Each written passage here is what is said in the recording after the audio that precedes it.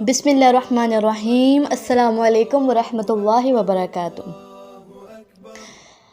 آج میں آپ سب کے ساتھ ہمارے پیارے نبی صلی اللہ علیہ وآلہ وسلم کی بہت پیاری حدیث شیئر کرنے جا رہی ہوں، توجہ کے ساتھ سنیے گا۔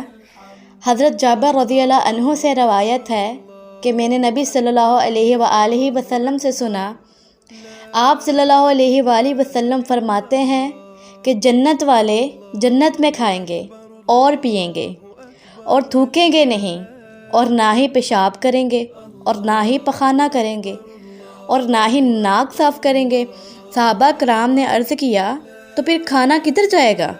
آپ صلی اللہ علیہ وآلہ وسلم نے فرمایا، ڈکار اور پسینہ آئے گا اور پسینہ مشک کی طرح خوشبودار ہوگا، اور ان کو تسبیح یعنی سبحان اللہ اور تحمید یعنی الحمدللہ کا الہام ہوگا، جس طرح کہ انہیں سانس کا الہام ہوتا ہے۔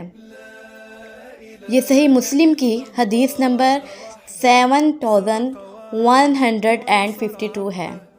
امید کرتی ہوں کہ آپ سب کو ویڈیو بہت پسند آئی ہوگی، اور اگر پسند آئی ہوگی جنت کی نعمتوں کو اپنے پیارے دوستوں کے ساتھ بھی لازمی شیئر کیجیے گا، اور چینل کو سبسکرائب کرنا ہرگز مت بھولیے گا۔ اپنا بہت سارا خیال رکھیے گا، مجھے دعا میں یاد رکھیے گا۔ السلام علیکم ورحمۃ اللہ وبرکاتہ۔